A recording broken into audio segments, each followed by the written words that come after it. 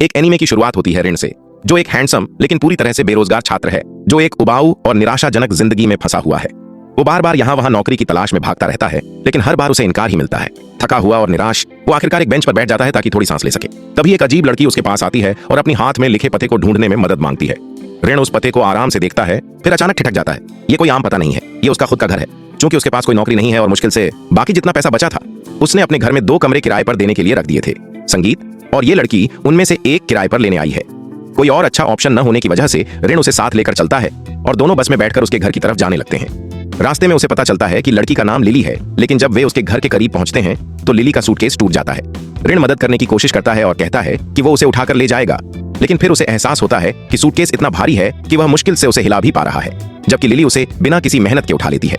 ऋण चुपचाप सोचता है कि क्या उसने घर पर किराएदार या कोई छुपा हुआ राक्षस। जैसे ही वे चलते रहते हैं उसने देखा कि उसके कान एक पल के लिए खरगोश के कानों जैसे लग रहे थे, फिर वे सामान्य हो गए। उसने सोचा कि शायद वो थका हुआ है, लेकिन उससे पहले ही कि वह इस सोच को समझ पाता, चमगादड़ वहां इधर उधर उड़ने लगे। लिली का चेहरा गंभीर हो गया। उसने उसे भागने को कहा और अगले ही पल वह एक जानवर जैसी शक्ल में बदल गई और उसे धक्का दे दिया, क्योंकि एक वैम्पायर लड़की उस पर हमला करने आई थी। वैम्पायर ने हमला किया, लिली ने उसे रोका, लेकिन फिर वैम्पायर ने अपने पंख फैला दिए, गायब हो गई और तेजी से भागी ऋण की तरफ सीधा बढ़ते हुए। लिली ने फटाफट रिएक्ट किया, एक पत्थर उठाया और वैम्पायर के पंख पर फेंका, जिससे वो पीछे हट गई। खतरा टलते ही ऋण ने लिली का शुक्रिया अदा किया कि उसने उसे बचाया और जल्दी से उसे घर ले गया, जहां उसने उसे किचन, बाथरूम और उसका कमरा दिखाया। वो रात किसी तरह शांति से गुजर गई, लेकिन अगली सुबह ऋण लिली की चीख सुनकर जाग गया। वो बाहर भागा और पाया कि वो उसकी बिल्ली से डर गई है, तो उसने उससे कहा कि आराम से, बिल्ली बिल्कुल नुकसान नहीं पहुंचाएगी। फिर उसने खिड़की खोली और चमगादड़ संगीत। अचानक दरवाजा टूटता है और वही वैम्पायर लड़की उसके घर में आ जाती है। वह फिर से लिली से टकरा जाती है और दोनों जगह तोड़फोड़ करने लगती हैं। ऋण आखिरकार अपना धैर्य खो देता है और उन्हें रोकता है, चेतावनी देता है कि जो कुछ भी वे तोड़ेंगी उसका हिसाब चुकाना पड़ेगा। माहौल शांत करने के लिए वह नाश्ता बनाता है। संगीत और वैम्पायर खुद का नाम विवियन बताती है। वह कहती है कि उसका भी यही पता है और वह एक कमरा किराए पर लेना चाहती है। ऋण उसे एक खाली कमरा दिखाता है, लेकिन जब विवियन किराया देने की कोशिश करती है तो उसे पता चलता है कि पिछली रात की लड़ाई में उसका पैसा खो गया है। संगीत शर्माते हुए वो वहां ठहरने के लिए खाना बनाना और सफाई करने की ऑफर देती है और ऋण मान जाता है। उसकी हैरानी की बात यह है कि विवियन का खाना वाकई जबरदस्त होता है। जैसे ही चीजें थोड़ी ठीक होने लगती हैं, ऋण को एक कंपनी से नौकरी के इंटरव्यू के लिए फोन आता है। वे उसे एक पता देते हैं, लेकिन जब वह वहां पहुंचता है तो बस एक खाली जमीन दिखती है। फिर फोन फिर से बजता है और कॉल करने वाला कहता है कि उसके बगल में लगे खंभे पर लगे विज्ञापन को छुएं। ऋण ऐसा करता है और अचानक एक विशाल महल सामने आ जाता है। आसमान से उसे ऊपर खींचता है, जब तक कि वह उसके दरवाजे के सामने नहीं आ जाता। एक इलेक्ट्रिक जैसा दिखने वाला आदमी उसके लिए दरवाजा खोलता है और गायब हो जाता है। अंदर ऋण को एक औरत मिलती है जो उसका इंतजार कर रही होती है। वह बताती है कि अब वह स्पेस हॉल नंबर 25 में है और खुद को रेवन के रूप में परिचय कराती है, जो उसकी नई बॉस है। ऋण पूरी तरह से उलझन में है और पूछता है कि वह किस नौकरी की बात कर रही है, उसे क्यों चाहिए और वह यहाँ क्यों है, जबकि उसने कभी किसी नौकरी के लिए आवेदन नहीं किया। रेवन समझाती है कि यह कोई आम नौकरी नहीं है जिसके लिए कोई आवेदन करता है। नौकरी खुद उस व्यक्ति को चुनती है। वह बताती है कि उसे चुना गया है स्पेस एम्पायर के साथ काम करने के लिए चुना गया, एक ऐसी संस्था जो पूरे ब्रह्मांड में अलग अलग दुनियाओं और प्राणियों का प्रबंधन और संतुलन करती है। जब ऋण ने पूछा कि उसे क्यों चुना गया, तो रेवन ने लिली और विवियन की तरफ इशारा किया और कहा कि वो जरूर ध्यान दिया होगा कि वे इंसान नहीं हैं। वे खास प्राणी हैं जिन्हें आउटकास्ट कहा जाता है और ऋण ने उन्हें काबू में रखा है, इसीलिए वह इस भूमिका के लिए उपयुक्त है। वह उसे एक अजीब सी कमरे में ले गई और समझाया कि उसकी जिम्मेदारी ऐसी आउटकास्ट जैसे लिली और विवियन की देखभाल करना, उनकी सुरक्षा करना और संगीत उन्हें रोकना है, संतुलन बिगाड़ते हुए। ऋण पूछता है कि अगर वह मना कर दे तो क्या होगा, और रेवन शांतिपूर्वक कहती है कि वे उसके पिछले 2 दिनों की यादें मिटा देंगे और उसे उसकी सामान्य जिंदगी में वापस भेज देंगे। ऋण बस इतना चाहता है कि वह वादा करे कि उसे कोई बुरी चीज करने के लिए मजबूर नहीं किया जाएगा। रेवन संगीत उसे भरोसा दिलाती है कि उनका मकसद शांति है और सैलरी भी बढ़िया है।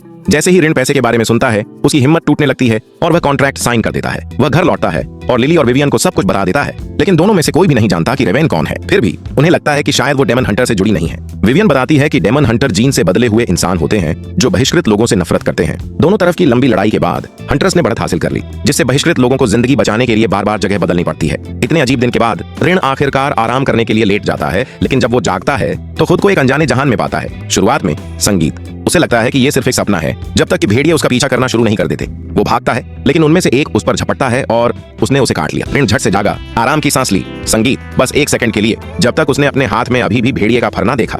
अब उसे पता चल गया था कि कुछ तो गड़बड़ है। वह विवियन को बताता है क्या हुआ। वह फर को जांचती है, लेकिन उस पर कोई जादू नहीं मिलता। फिर वह ऋण के हाथ पर एक सुरक्षा ताबीज बनाती है, लेकिन संगीत जादू तुरंत गायब हो जाता है, जिससे वह हैरान रह जाती है, क्योंकि ऐसा लगता है कि ऋण का शरीर जादू को स्वीकार नहीं करता। इससे पहले कि वे समझ पाते, रेवन फोन करता है और ऋण को तुरंत आने का आदेश देता है। संगीत वह तैरते हुए महल वापस लौटता है, जहां रेवन ने उसे बताया कि उसका पहला कामकाजी दिन आधिकारिक रूप से शुरू हो चुका है और एक ऐसा जानकारी उपकरण दिया जो उसकी कई तरह से मदद कर सकता है और शायद उसकी जान भी बचा सकता है। जब रिन ने मौत शब्द सुना तो वह घबरा गया, लेकिन रेवन ने आराम से कहा कि कोई भी जिंदगी की गारंटी नहीं दे सकता। हालांकि उसके पास एक समाधान है। वह उसे एक मॉडिफिकेशन डिवाइस के पास ले गई जो इंसानों को खास रक्षात्मक और आक्रमणात्मक क्षमताएं दे सकता है। रिन ने उसे देखा और कहा कि यह ज्यादा ताबूत जैसा लग रहा है, लेकिन रेवन ने बहस करने से पहले उसे अंदर फेंक दिया। उसने मशीन को लॉक किया और शुरू कर दिया। प्रोसेस के दौरान ऐसा लगता है कि उसने गलत बटन दबा दिया, क्योंकि अचानक ऋण उसी सपनों की दुनिया में वापस जाग जाता है। सूचना उपकरण बोलने लगता है और पक्का करता है कि रावेन ने सच में गलत बटन दबा दिया था। यह बताता है कि उसका काम सवालों के जवाब देना और ऋण की मदद करना है। फिर यह ऋण को बताता है कि वह सपनों की दुनिया में है, जो असलियत से जुड़ा एक समानांतर जहां है, और अगर वह यहाँ मर गया तो उसका असली शरीर भी मर जाएगा।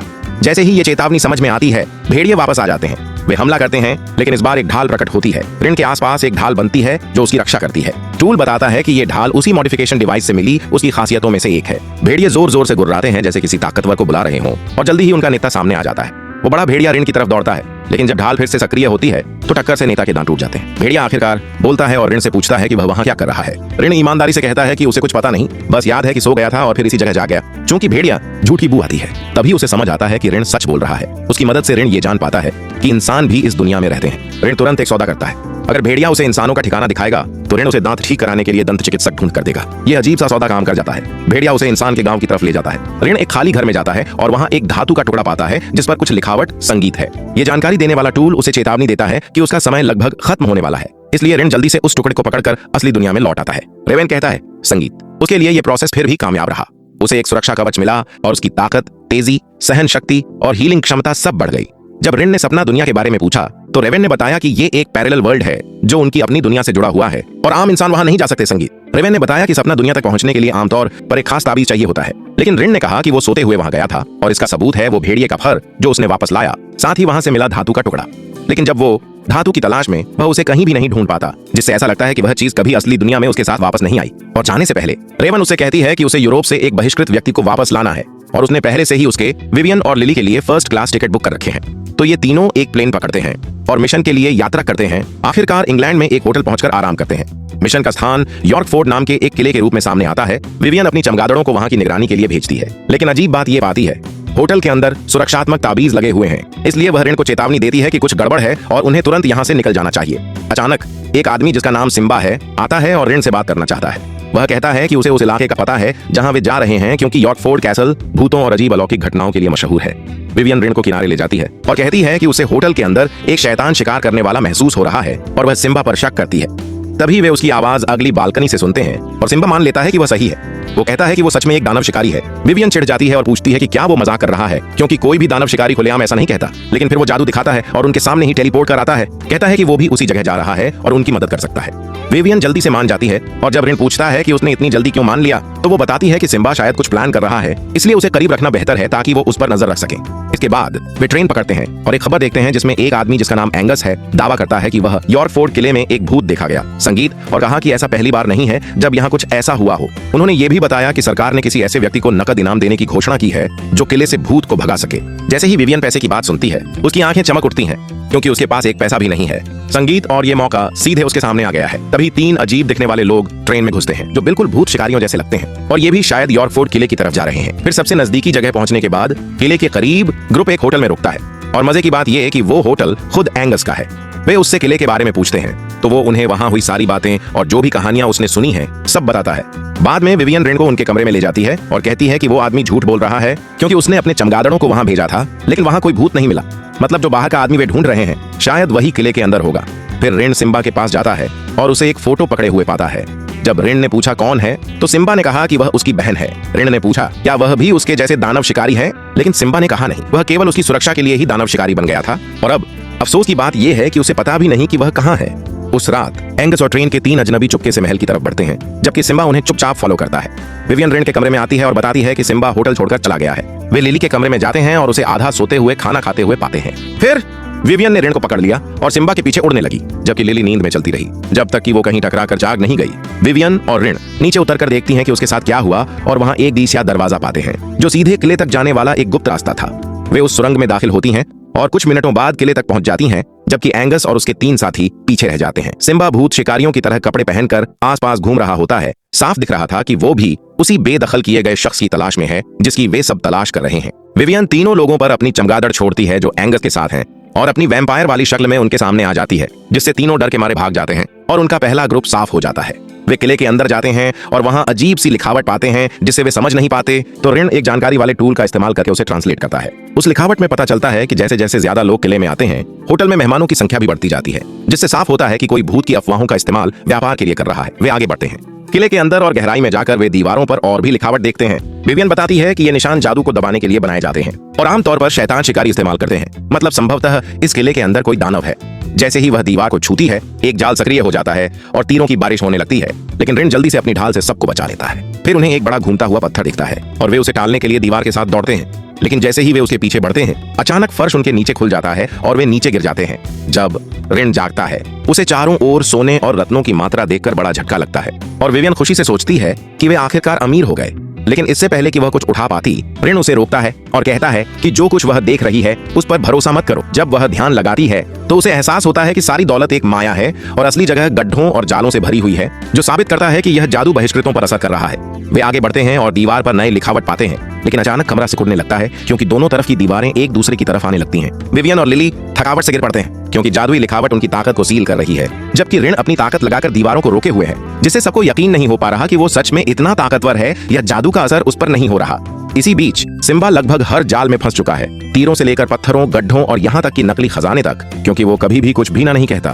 फिर अचानक एक योद्धा ऋण के सामने आ जाता है, लेकिन लिली बीच में आकर उसकी रक्षा करती है और एक ही बार में उसे नष्ट कर देती है। वे और भी लिखावट ढूंढते हैं। नाइट की तलवार पर लिखा था कि यहाँ एक बंदी दानव पत्थर मौजूद है और नाइट का फर्ज है कि वह उसकी सुरक्षा करे। संगीत। ऋण पूछती है कि क्या इसका मतलब ऊपर वाला पत्थर है, और जब वे ऊपर देखते हैं तो एक विशाल लाल पत्थर लटका हुआ दिखता है, जिसका मतलब है कि दानव शायद उसी के अंदर बंद है।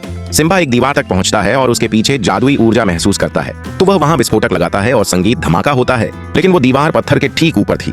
धमाके की वजह से पत्थर के चारों ओर लगी जंजीरें टूट जाती हैं और कमरे हर तरफ से खुले जैसे और ज्यादा योद्धा बाहर निकलते हैं। सिम्बा तीरों से हमला करता है और जादू का इस्तेमाल करके उन्हें हटाता है, लेकिन उनकी संख्या बहुत ज्यादा है। विवियन अपनी ताकत इकट्ठा करती है एक जोरदार हमला करने के लिए, जबकि लिली लगातार योद्धाओं को गिराती जाती है। आखिरकार विवियन इतना जादू जमा लेती है कि हमला करने को तैयार हो जाती है, लेकिन उसकी सारी शक्ति जादुई पत्थर में समा जाती है, जो उसे आसमान की ओर भेज देता है और अचानक उल्कापिंड जमीन पर गिरने लगते हैं। पत्थर टूट जाता है, मुहर टूटती है और संगीत एक विशाल राक्षस बाहर निकलता है। राक्षस उतरता है, पकड़ता है ऋण और सिम्बा और वो महल से उड़ निकलते हैं, जबकि विवियन लिली को लेकर उनका पीछा करता है। विवियन ऋण को बचाने के लिए हमला करने की तैयारी करता है, लेकिन राक्षस उसे जाने देता है और कहता है, क्या तुम वही हो जो मेरे लिए आया था? ऋण उलझन में कहता है, संगीत तुम्हारे लिए बाहर निकले को खोजने आया था। राक्षस जवाब देता है कि वही बाहर निकला है और जानकारी वाला यंत्र इसे साबित करता है। वो अपना नाम जैक्स बताता है। फिर सिम्बा की तरफ देखते हुए संगीत पूछता है कि ऋण के साथ वाला आदमी कौन है, लेकिन किसी के जवाब देने से पहले ही वो कहता है कि यह जरूरी नहीं। मामला बिगड़ गया और सिम्बा को जंगल में फेंक दिया। ऋण को समझ आता है कि जो भूत सब लोग कहते थे वो असल में जैक्स की रक्षा करने वाले योद्धा थे और यही वजह थी कि लोग डरते थे। जैक्स कहता है कि अब वो बेकार हो चुके हैं और एक ही बार में महल को तहस नहस कर देता है। ऋण फिर पूछता है कि अब उसे ऐसे देखकर वापस कैसे ले जाएंगे, लेकिन जैक्स कहता है कि कोई दिक्कत नहीं और एक ताकतवर पहलवान जैसा इंसान बन जाता है। ऋण वापस रेवन के पास जाता है और मिशन की सफलता की रिपोर्ट देता है, तो रेवन समझाता है वो जैक्स अंतरिक्ष से है और जो जादुई पत्थर था वो असल में एक दरवाजा था जो अंतरिक्ष और धरती को जोड़ता था, और जैक्स ने वो दरवाजा खोल ही दिया। अब ऋण को जैक्स की देखभाल करनी है, साथ में विवियन और लिली भी हैं। जब ऋण घर लौटता है तो पाता है कि विवियन ने खाना बनाया है, घर साफ किया है और कपड़े भी धो दिए हैं। फिर वो उसे बोलती है कि इंतजार करे क्योंकि उसने उसके कपड़ों में कुछ पाया है, और जब वो उसे वो धातु का टुकड़ा दिखाती है तो ऋण हैरान रह जाता है क्योंकि वही धातु है जो उसने सपनों की दुनिया से ली थी। मतलब ये जरूर गलती से उसके कपड़ों में कुछ स्लिप्ड हो गया। विवियन उस लिखावट को पढ़ नहीं पाती और कहती है कि उसने कभी उस भाषा को नहीं देखा। एक हफ्ते बाद रेवन फिर से ऋण को कॉल करता है और रास्ते में वह एक लड़की को सड़क पर गाना गाते हुए देखता है और उसकी आवाज से प्रभावित होता है। इसके बाद वह रेवन के ऑफिस जाता है और पाता है कि वह साफ तौर पर परेशान है क्योंकि एक आउटकास्ट म्यूजिक जो धरती पर आना था रास्ता भटक कर एक दूर के ग्रह पर पहुंच गया। ऋण का मिशन है उस ग्रह पर जाकर उस आउटकास्ट को वापस लाना। ऋण वो बस पूछने ही वाला था कि वो किस तरह का ग्रह है कि रेवन ने उसे रोक दिया, और संगीत कहा कि ये एक आदेश है और वो उनकी तकनीक का इस्तेमाल करके उस ग्रह पर जाएगा। उसने ये भी चेतावनी दी कि ये एक पानी से भरा ग्रह है, इसलिए वो उसके साथ किसी को भेजेगी जिसे जलमय वातावरण का अनुभव हो, और वो शख्स वही लड़की निकली जिसे उसने पहले गाते देखा था। वो न सिर्फ उसकी मदद करेगी बल्कि वो भी एक आउटकास्ट है, मतलब ऋण को उसकी भी देखभाल करनी होगी, जिससे उसका घर कुछ खास महसूस होने लगेगा। धीरे धीरे ये जगह होटल जैसी लगने लगी। उसका नाम युमा है और वो उन्हें बताती है कि उसकी माँ एक जलपरी थी, लेकिन वो खुद धरती पर पैदा हुई है। जैक्स फैसला करता है कि वो उनके साथ जाएगा। संगीत क्योंकि उसे ग्रहों और बाहरी अंतरिक्ष का अनुभव है। ये तीनों यात्रा की तैयारी करते हैं और एक अंतरिक्ष यान में चढ़ जाते हैं। ये जहाज उन्हें ग्रह के बाहरी वायुमंडल तक ले जाना है, फिर वहां से एक छोटे जहाज में बदलकर सतह तक पहुंचाना है। और जैसे ही वे मिशन पूरा करेंगे, शादी संगीत रेवण एक और वाहन भेजेगा ताकि उन्हें वापस ले आओ। जहाज पूरी तरह से ऑटोमेटिक है, यहाँ तक कि एक एआई कप्तान द्वारा नियंत्रित होते हैं। और जैसे ही यात्रा शुरू होती है, वे टाइम पास के लिए ताश खेलते हैं। संगीत 10 घंटे बाद कप्तान बताता है कि वे छोटे जहाज में ट्रांसफर होने वाले हैं, लेकिन अचानक जहाज जोर से हिलने लगता है। संगीत कप्तान रिपोर्ट करता है कि वे एलियंस के अटैक में हैं, तो वे जल्दी से छोटे जहाज की तरफ भागते हैं। लेकिन दिक्कत यह है कि उसका दरवाजा लॉक है क्योंकि सिस्टम अटैक में खराब हो गया है। जैक्स कहता है कि ये कोई मसला नहीं है, तो रिन और युमा आगे बढ़ते हैं अंदर, जबकि जैक्स जाकर दरवाजा जबरदस्ती खोलने की कोशिश करता है। उसे अपना राक्षस रूप लेना पड़ता है और दरवाजा फाड़ना पड़ता है। उसी वक्त छोटी गाड़ी उड़ान भरती है जिसमें रिन और युमा ग्रह की तरफ जा रहे होते हैं। वो पानी में गिर जाते हैं और युमा जल्दी से मरमेड में बदल जाता है और रिन को डूबने से बचाता है। जब रिन होश में आता है तो वह खुद को एक अजीब जगह पर पाता है। संगीत और जानकारी देने वाला यंत्र बताता है कि वह सपना दुनिया में आ गया है क्योंकि उसका होश उड़ गया था। पढ़ाई डी संगीत।